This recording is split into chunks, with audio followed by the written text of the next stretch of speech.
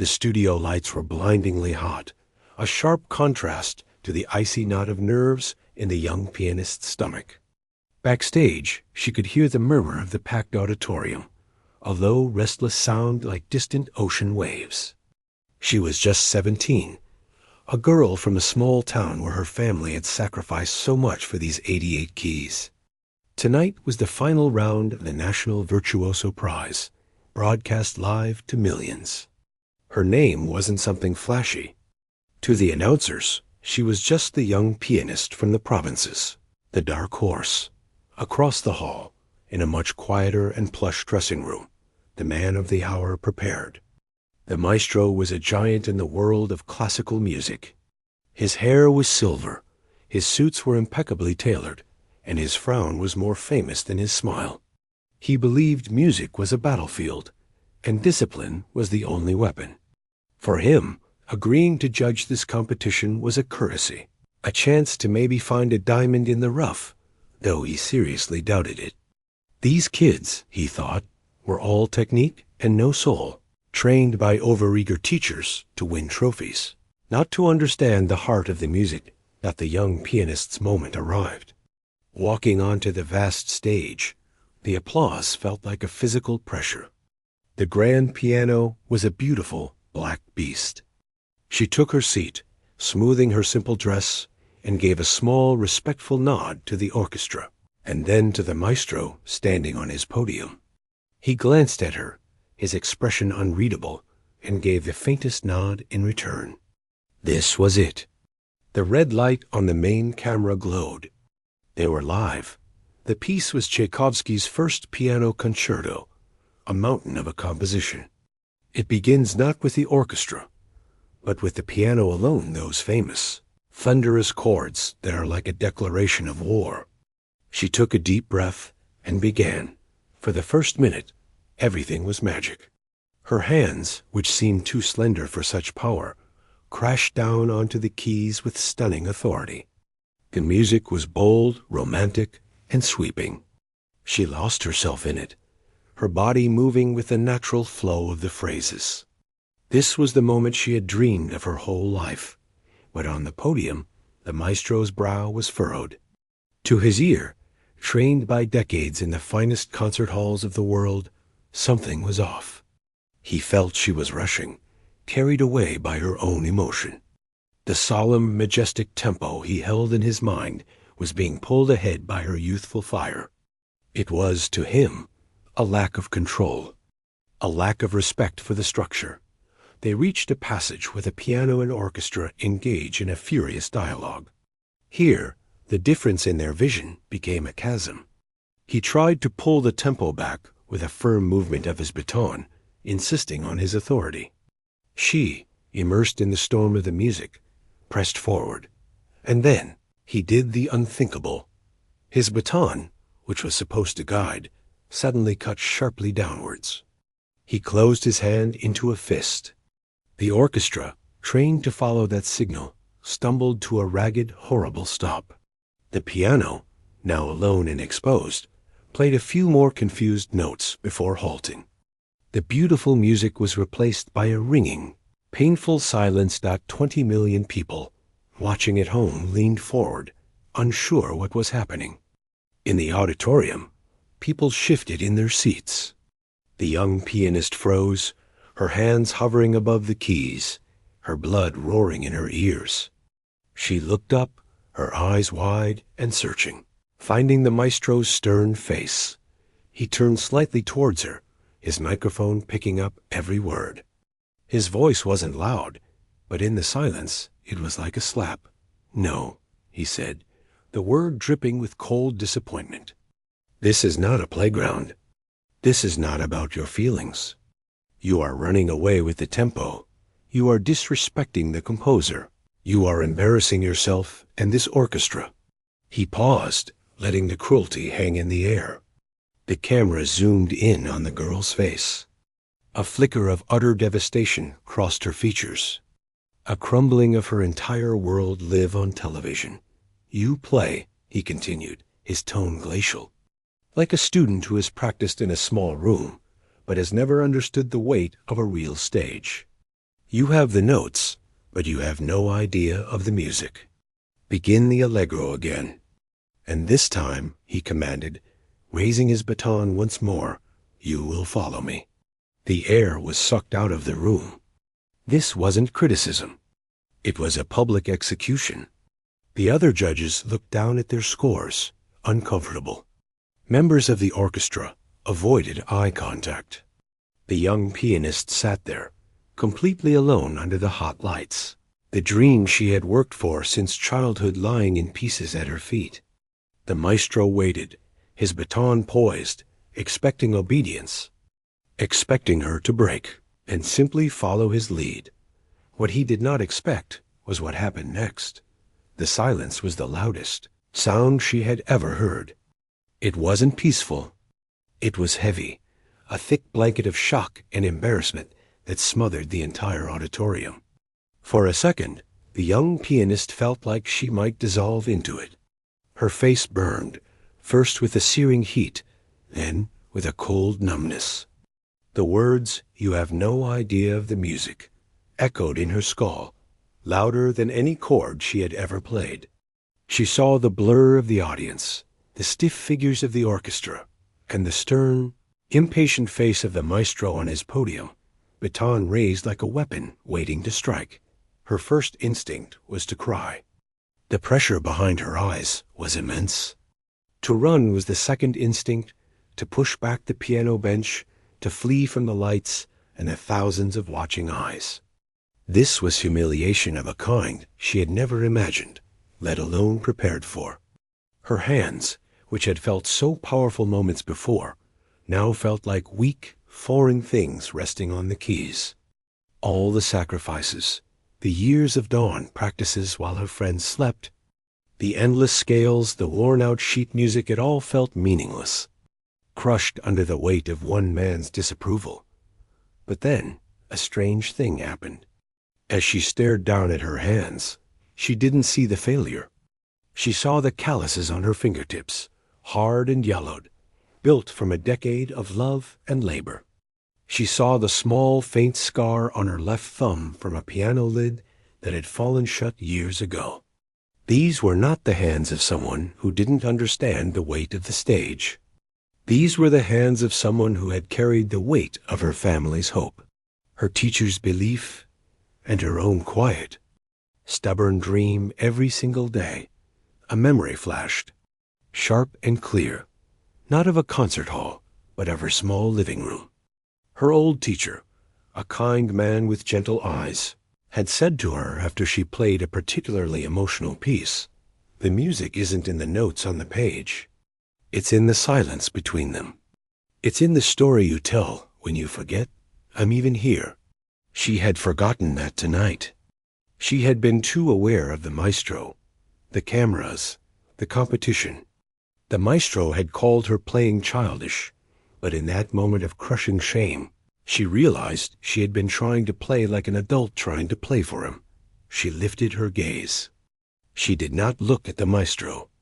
Instead, her eyes found the concertmaster, the leader of the violin section, and the orchestra's second in command. He was an older man, with kind eyes behind his glasses. He was looking right at her, and his expression wasn't pity. It was something else, a keen, watchful curiosity. In his face, she saw not judgment, but a simple, unasked question. Asterisk, what will you do now? Asterisk, the maestro cleared his throat, a dry, impatient sound. We are waiting, he announced, his voice slicing through the quiet. The spell of his authority tried to reassert itself. That voice was the final push. It was the sound of being told to sit down and be small. And she was done being small. Very slowly, she straightened her back. She took a deep, quiet breath that filled her lungs, pushing against the tightness in her chest. The panic and shame began to recede, not gone, but pushed to the side by a new, solid feeling. It wasn't anger, though there was some of that. It was a deep, clear certainty. This was her performance. This was her Tchaikovsky. She would not let him take it from her. she gave the concertmaster a single firm nod. It wasn't a question. It was a signal. Then, in a voice that was soft but carried an unexpected steel, she spoke. It wasn't to the maestro. It was to the musicians in front of her. From the beginning, she said. Please. The two words hung in the air. Asterisk, from the beginning. Not from where they had stopped, in the messy middle of the fight. From the very start. A clean slate. Asterisk, please. Not a command, but a request to fellow musicians. The effect was electric.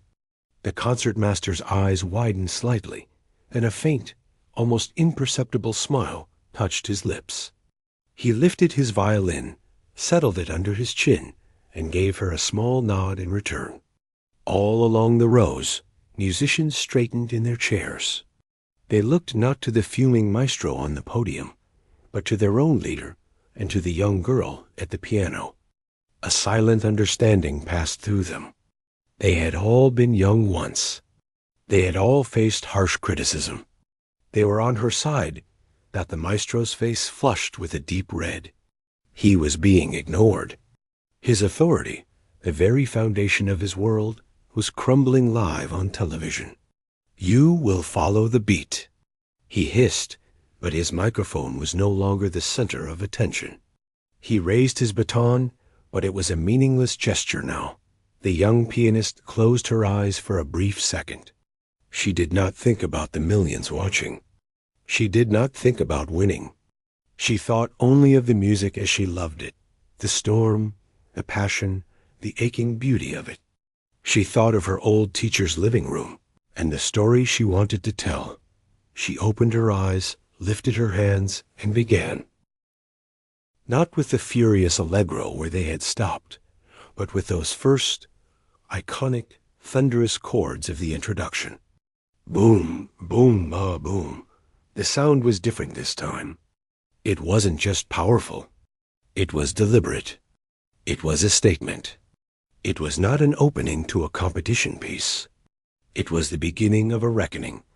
And this time, the orchestra did not wait for the maestro. One by one, as their parts came in, the musicians joined her. They followed the pulse she set with the force of her playing, watching the curve of her shoulders, the dip of her head. They were playing with her. The maestro stood on his podium, baton still raised, utterly and completely alone. The performance had left him behind. The first, mighty chords that came from the piano were not just notes. They were a foundation being laid, stone by stone. They had a weight to them that hadn't been there before. This wasn't a teenager trying to impress. This was a musician claiming her space. The sound filled the hall, not with noise, but with a sudden, deep silence of everyone listening closely. On his podium, the maestro stood frozen. His baton was still up in the air, a useless stick now. His face, first red with anger, began to pale with a dawning understanding. He was not in control. The orchestra was not looking at him. Their eyes were on their music stands or flicking towards the young woman at the piano. They were listening, really listening, to the tempo she was setting with the absolute certainty of her rhythm. He tried. As the orchestra's entrance approached, he gave a sharp downbeat, trying to pull them back to his will. But the concertmaster, the violin leader, deliberately ignored the jab of the baton. Instead, he watched the curve of the pianist's shoulder as she leaned into a powerful run of notes. He took his cue from her movement and drew his bow across the strings. The rich sound of the violins joined her, perfectly in time. It was a quiet, stunning rebellion. One by one, the other musicians followed. The cellos, the basses, the woodwinds, all of them chose to follow the story she was telling. Not the angry man waving a stick, the music began to flow. Not as a struggle, but as a powerful, unified river. The young pianist was no longer fighting against the orchestra or a cruel conductor. She was leading them, and they were willing to be led. Her whole body was part of the music now. When the melody was soft and longing, She seemed to shrink over the keys, drawing the sound out like a delicate thread. When the music demanded fury and power, she became taller, her arms falling from a great height, and the orchestra responded in kind, crashing like waves behind her. She wasn't just playing the right notes. She was telling the story of the music. You could hear the storm, the struggle, the moments of heartbreaking beauty. It was all there. And because the orchestra was with her, truly with her, the sound was huge, warm, and alive. It wrapped around the audience, pulling them in. People forgot to breathe. They forgot about the scandal that had happened just minutes before. They were lost in the performance. Backstage, the other competitors watched on a monitor, their mouths open. One of them, a boy who had played earlier, whispered, "She's not just playing. She's rewriting the rules." The production crew in the control van was in a quiet frenzy. The director, a woman with decades of experience, barked orders. Camera on her hands. Now on the conductor's face, see that? Now on the violinist's, watch how they're watching her. They knew they were no longer broadcasting a simple competition. They were documenting a moment that the maestro felt the world shrink to the few feet of his wooden podium. The music, this magnificent, surging sound, was happening around him, but he was not part of it. He was a statue in the middle of a hurricane.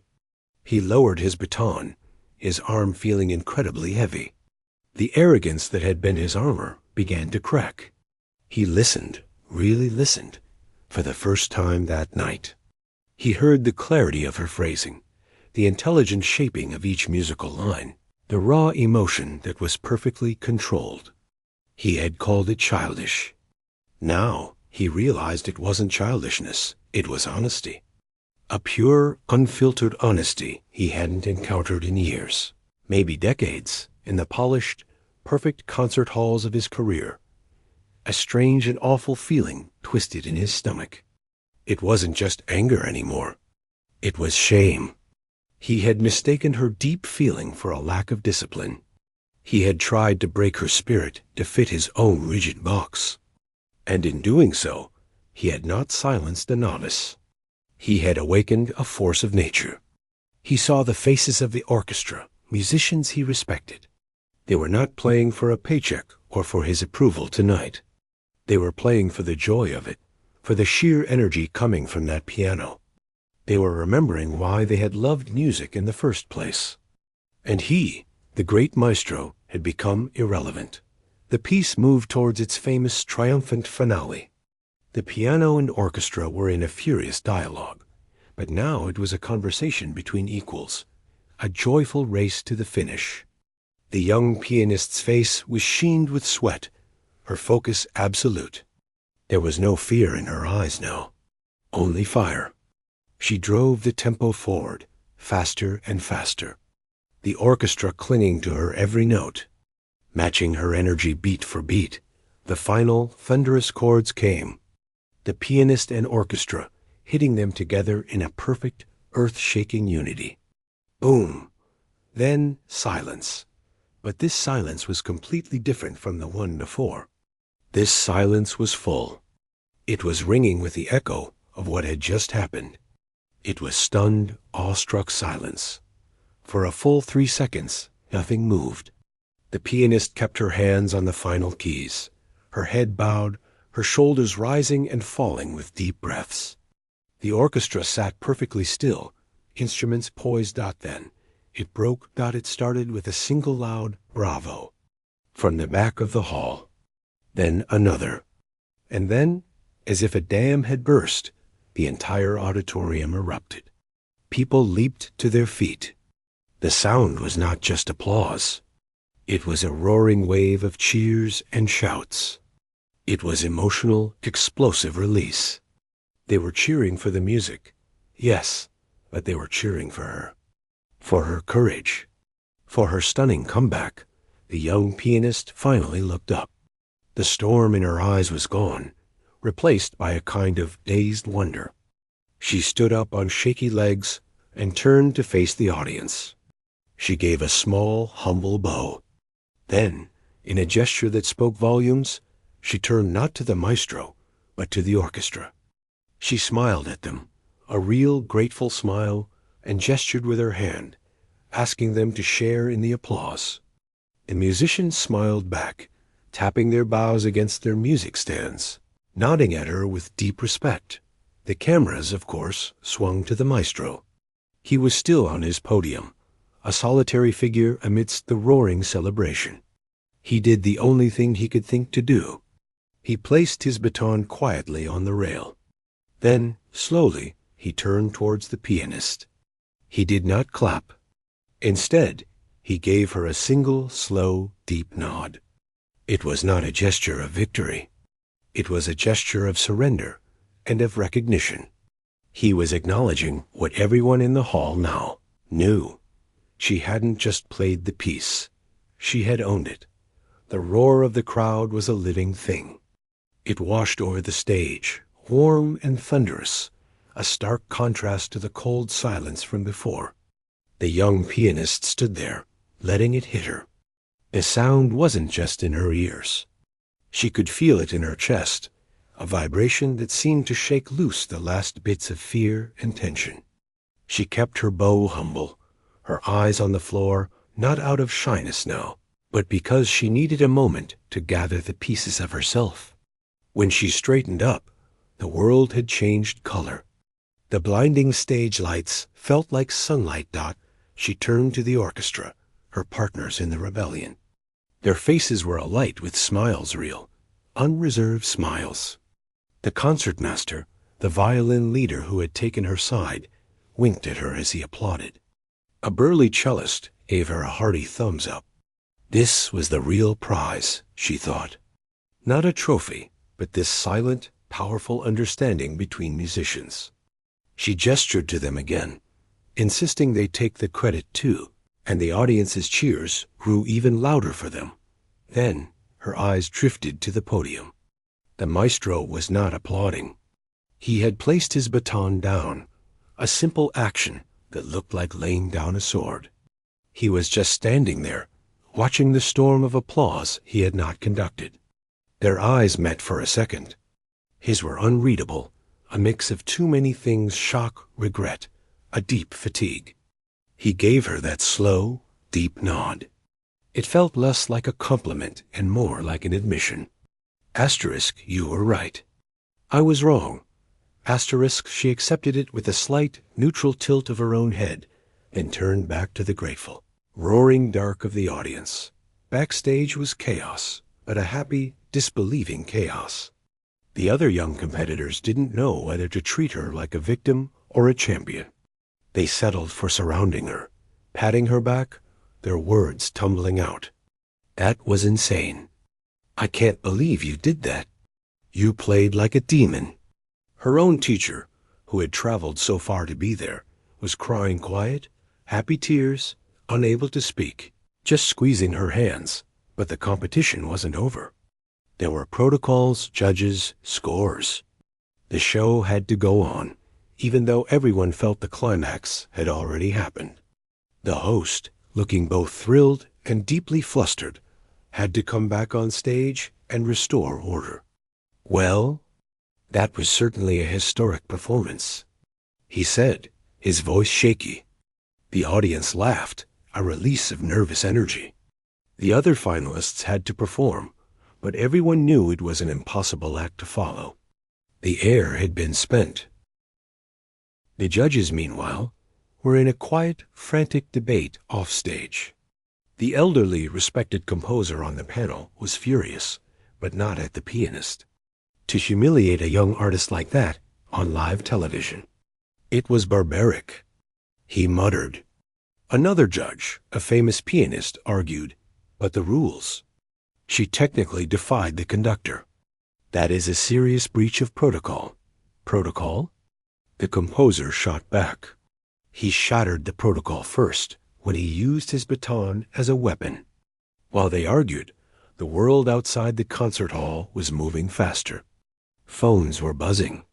The clip of the maestro's harsh words, followed by the girl's defiant restart and the breathtaking performance, was already being cut and shared online. It wasn't just in classical music circles. It was everywhere. People who didn't know Tchaikovsky from Tchaikovsky's coffee mug were watching. The story was too human, too dramatic to ignore. The powerful veteran versus the brave young underdog. Comments flooded in. "I've never cried watching someone play piano before. She didn't just play the notes, she played his ego.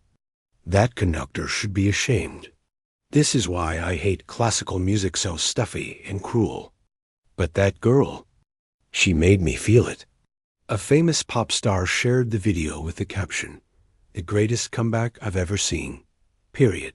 Finally, the judges reached their awkward, inevitable decision.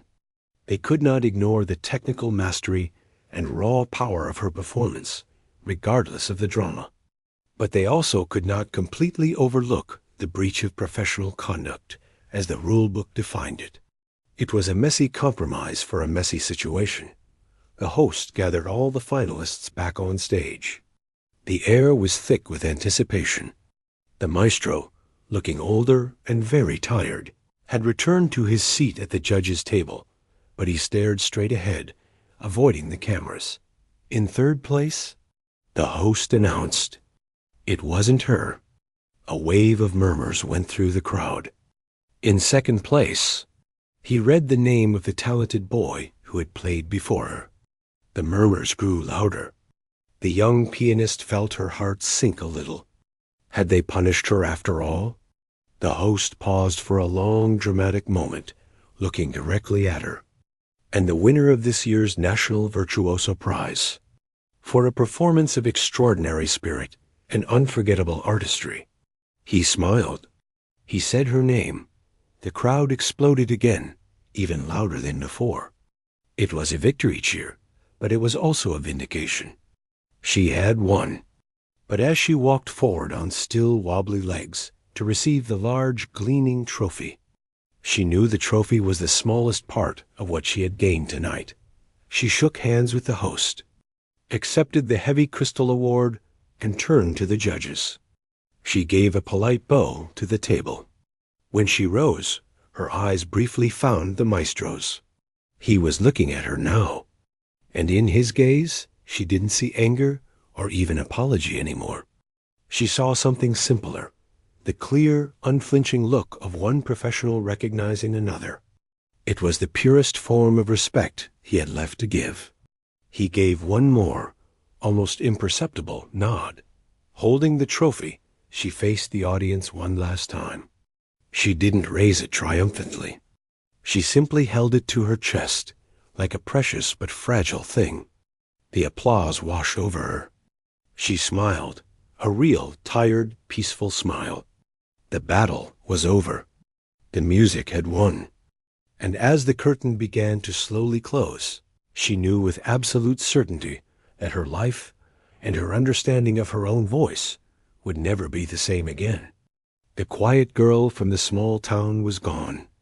In her place stood a young woman who had learned, in the most brutal and public way possible, exactly what she was made of. The heavy curtain finally closed, cutting off the roar of the audience, like a door slamming on a storm. Backstage was a different world, a blur of bright lights, rushing production assistants, and the overwhelming smell of floor polish and nervous sweat. The young pianist stood in the middle of it, clutching the cool, smooth crystal of the trophy. It felt alien in her hands, a strange, heavy token from a battle she still didn't fully understand. People swarmed her.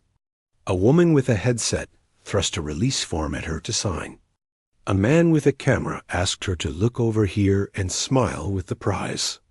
Her teacher was hugging her, laughing and crying at the same time, saying words that sounded like proud and never seen anything like it, over and over.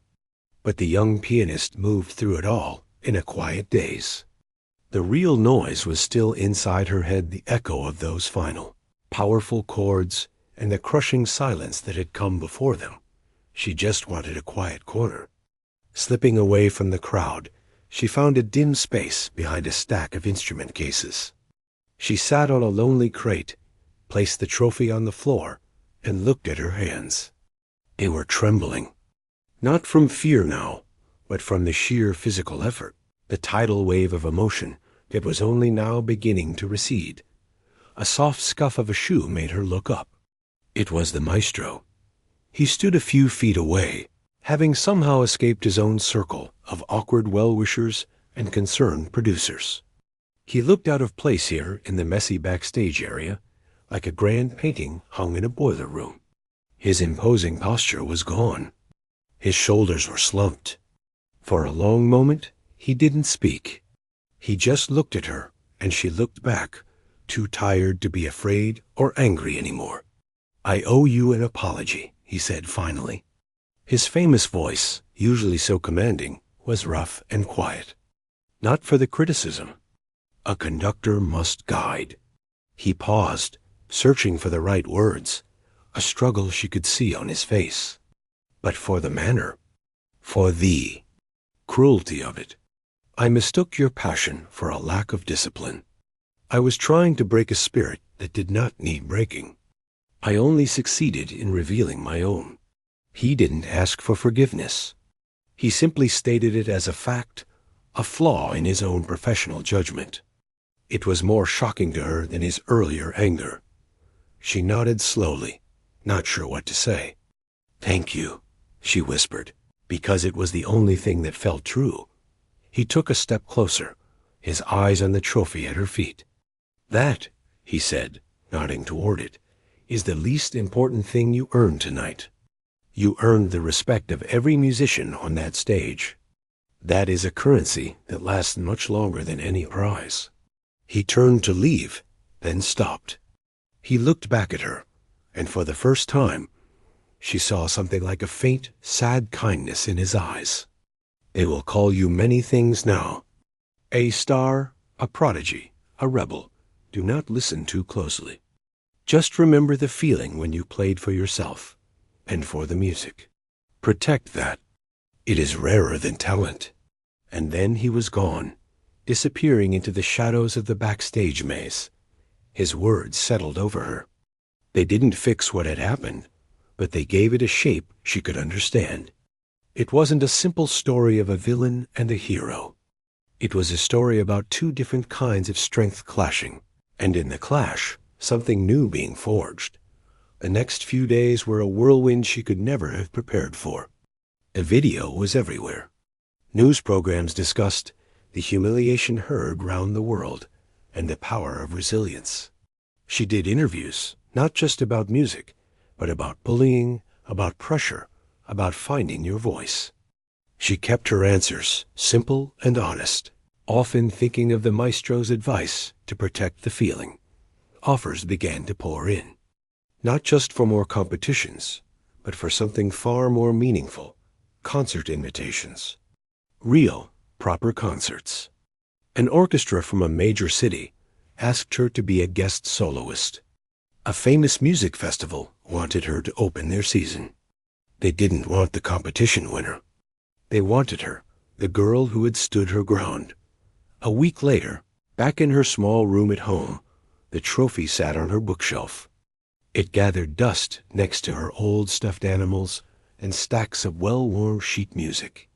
It was a nice object, but it already felt like it belonged to a past life. The real change was inside. When she sat at her own, slightly out-of-tune home piano, she played differently. There was a new freedom, a new strength in her touch. She wasn't playing to prove anything to anyone anymore. She was playing to explore, to feel, to tell stories. The experience had stripped away a layer of fear she didn't even know she had. One afternoon, a thick, creamy envelope arrived. It was an invitation, but not for a performance. It was from a prestigious summer masterclass for the world's most promising young musicians.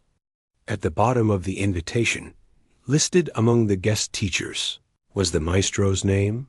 Her old teacher, watching her read it, raised an eyebrow. "Will you go?" He asked gently. Dutch thought about it. She thought about the cold silence, the raised baton, the public shame. Then she thought about the powerful unity of the orchestra playing with her. the roaring approval of the crowd, and the quiet, regretful man backstage who had called her passion a rare thing. She looked at the invitation again. It wasn't an ending. It was a new beginning, on her own terms. It was a chance to step onto a different kind of stage, not as a student to be judged, but as a young artist to be heard. A small, confident smile touched her lips. She folded the invitation and placed it on her music stand. "I think I will," she said. And she meant it. The music, after all, was just getting started.